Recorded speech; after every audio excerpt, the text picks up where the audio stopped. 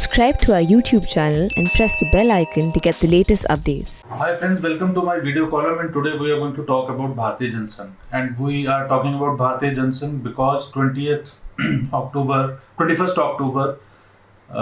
2021 is the 70th anniversary of Bharatiya Jana Sangh. So had Bharatiya Jana Sangh been here, it would have been celebrating its 70th birth anniversary. But currently, the Bharatiya Janata Party is the successor of Bharatiya Jana Sangh. So first, how Bharatiya Janata Party became the successor of Bharatiya Jana Sangh? Because Bharatiya Jana Sangh was set up in 1951. Then in 1977, it merged with Bharatiya Janata Party. It merged with Janata Party, and then in 1980, when Janata Party got disintegrated, so the Bharatiya Janata Party was set up. So you can say it was a new avatar of Bharatiya Jana Sangh. But largely, if you want to understand the evolution of BJP, you have to understand the evolution of BJS. That is Bharatiya Jana Sangh. If you really want to understand the programs, policies, and the approach towards larger national issues, so that why BJP has developed that approach, or from where this approach has come, or how it has evolved over the years or over decades. So one has to look back at the evolution of the Bharatiya Jana Sangh. So as we look at the evolution of Bharatiya Jana Sangh, there are a couple of important things which we must understand. So one is that it was set up. It was, you can say, it was kind of the first major initiative which was taken to present an alternative paradigm to Nehruvian paradigm at that time. We know that Nehru was one of the most towering leaders at that time, and he was the driving and dominant force of Indian politics at that time. So there was a stream of thought which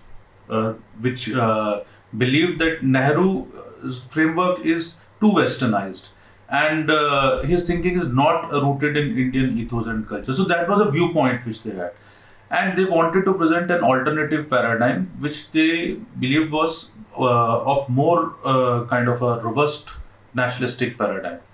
So Dr. Shyama Prasad Mukherjee, who was a former colleague of Nehru, and he was also former president of Hindu Mahasabha. So he quit Nehru cabinet over Nehru-Liaquat Pact. The Nehru-Liaquat Pact talked about the status of minorities, Hindu minorities, which were suffering in Pakistan at that time, especially the Bengali Hindus in eastern Pakistan. So Dr. Shyama Prasad Mukherjee was not satisfied with Nehru-Liaquat Pact at all, and he accused Nehru of not doing enough to protect the Bengali Hindus, which were suffering in Pakistan due to communal violence. So this is how he quit. And then simultaneously, on the other hand, the Rashtriya Swayamsevak Sangh, that is the RSS, so it was banned wrongly in 1948 after the assassination of Mahatma Gandhi. The ban was lifted in 1949, but the RSS realized that at that time, when the ban was there and its cadres were hounded and victimized, there was nobody in the political arena who was speaking for them or who was bringing forward their viewpoint. So an intense debate started after the ban was lifted in 1949 within the Rashtriya Swayamsevak Sangh. So discussions were held at various levels, and a viewpoint was emerging that there should be a nationalistic political party, and which should also take up the issues which RSS strongly feel about in the political sphere. But the RSS consciously took a decision that it will not enter politics. It will continue to work as a socio-cultural organization. However, it loaned out some of its full-time workers to set up this new organization, which is called Bharatiya Jana Sangh.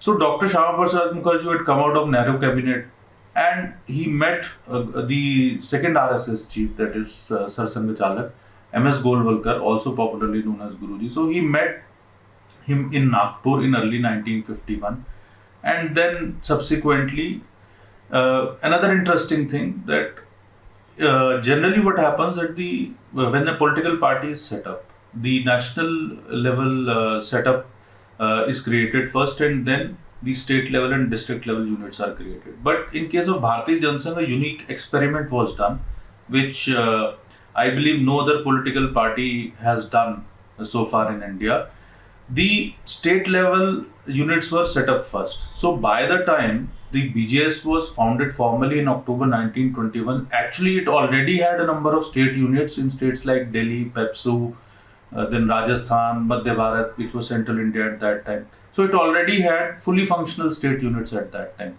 And of course the RSS Pracharaks who were loaned out for this work, so they did a credible work, they did a lot of commendable work, and they helped BJS to expand. Now coming to the policies, if you look at the first manifesto of Bharatiya Jana Sangh, which was released in October 1951, the day it was founded, so it talks about economic issues. It talks about Swadeshi economics. It talks about banning the cow slaughter. It talks about decentralization of power. It also talks about agricultural reforms, and it also talks about a strong and robust foreign policy, and especially in case of both Kashmir and Pakistan.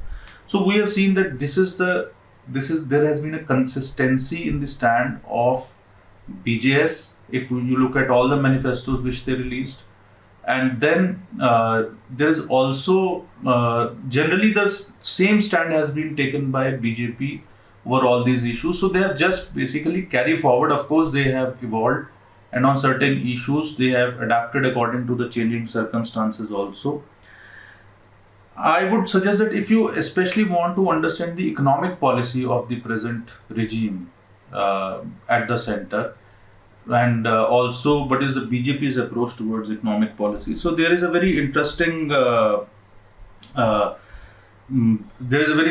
comment which was made by Atal Bihari Vajpayee when he wrote an introduction to the party documents of Bharatiya Jana Sangh, which were first released in 1973. And Atal Bihari Vajpayee wrote that introduction, and in that introduction he has summed up the economic policy of the Bharatiya Jana Sangh, in which he says that on economic issues, the Jana Sangh's approach right from the outset has been based on pragmatic consideration and not dogma.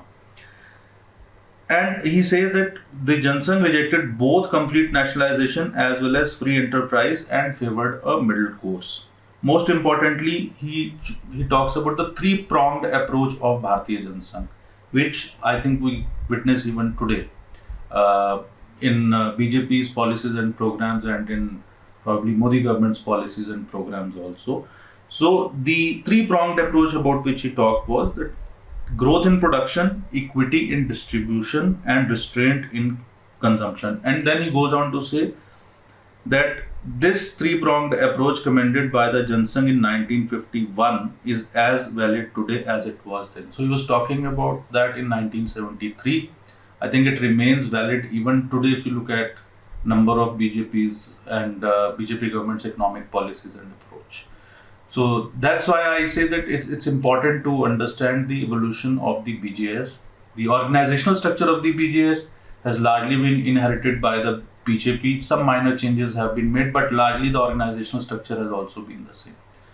So if you want to know more about Bharatiya Jana Sangh, its resolutions, its manifestos, so the party documents are available online in the BJP's online library, the e-library, and there are about I think 5 volumes of party documents which were released in 1970s. So you get a whole lot of information there, and those who are interested to dwell much deeper into this subject, so they can go there and they can have a look at those party documents. So that's it from our side in this episode, and we will soon be back with another episode. And thank you for watching.